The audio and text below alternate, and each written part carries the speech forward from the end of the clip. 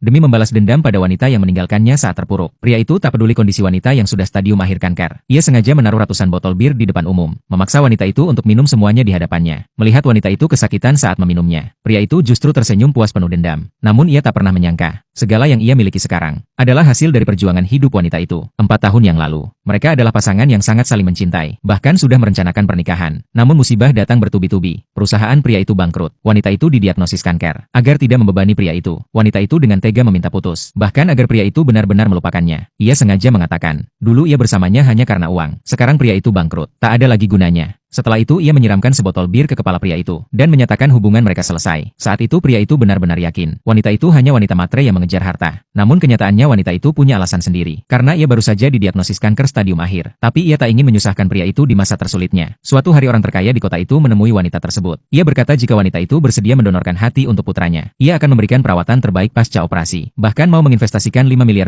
ke perusahaan pria itu. Namun sebagai gantinya, hidup wanita itu hanya tersisa kurang dari 5 tahun. Wanita itu langsung menyetujuinya dan meminta orang kaya itu merahasiakan semuanya, karena ia tidak ingin pria itu menderita karena perpisahan selamanya. 4 tahun pun berlalu. Dengan bantuan investor tersebut, pria itu berubah menjadi pengusaha besar di kota. Sedangkan wanita itu hanya tersisa 2 bulan untuk hidup. Lebih tragisnya lagi, anaknya didiagnosis penyakit jantung bawaan, butuh $1 juta untuk operasi. Dari sahabatnya ia mendengar, ada sekelompok anak orang kaya datang ke klub malam, demi kesembuhan anaknya. Ia tak ragu menerima tawaran untuk datang ke sana. Namun saat ia hendak pergi, ia bertemu dengan teman pria itu. Melihat wanita itu kini memiliki anak, temannya langsung marah. Mengira wanita itu hidup menderita karena keputusan buruk di masa lalu, dan pasti sedang menyesal. Namun wanita itu tak memberikan penjelasan. Justru ia mengaku bahwa ia memang mata duitan. Teman pria itu makin marah, langsung mengusir wanita itu dari sana. Namun saat ia masuk ke ruang dokter, ia secara tak sengaja mendengar pembicaraan soal wanita itu. Ternyata 4 tahun lalu wanita yang sedang hamil itu tetap mendonorkan hati untuk anak dari orang kaya tersebut. Mendengar itu teman pria itu langsung terdiam. Ia segera menyadari, waktu pria itu mendapat investasi, persis sama dengan saat wanita itu mendonorkan hati. Ia pun paham bahwa semua ini adalah pengorbanan diam-diam dari wanita itu. Sementara itu wanita itu tiba di bar tempat sahabatnya bekerja. Tak disangka dari antara para anak orang kaya yang datang, ada pria itu juga. Yang lebih tak disangka, salah satu dari mereka tertarik pada kecantikan wanita itu, dan memintanya menemani minum. Pria itu yang sedang bermain tak sengaja melirik, langsung merasa wanita itu sangat familiar. Ia pun langsung menarik wajah wanita itu, dan terkejut melihat siapa dia. Melihat kondisi wanita itu yang sangat menyedihkan, pria itu langsung mengejek. Katanya ini adalah balasan karena telah meninggalkannya dulu. Namun wanita itu hanya bisa menahan rasa malu dan hendak pergi. Tapi pria itu menghadangnya. Ia mengeluarkan uang dan menyewa seluruh waktunya hari itu, lalu menaruh ratusan botol bir, dan berkata kalau wanita itu bisa menghabiskan semuanya, maka ia boleh pergi. Tapi wanita itu tahu dengan kondisi kankernya saat ini, jika ia minum semua itu ia akan mati. Ia pun langsung menolak. Namun pria itu malah salah paham dan mengira ia masih ingin uang. Ia pun melemparkan tumpukan uang ke tubuh wanita itu, dan berteriak bahwa ia akan menambah $100.000 jika dihabiskan. Wanita itu menatap uang yang berserakan di lantai. Yang terlintas hanyalah biaya operasi anaknya. Ia pun meminta $1,5 juta.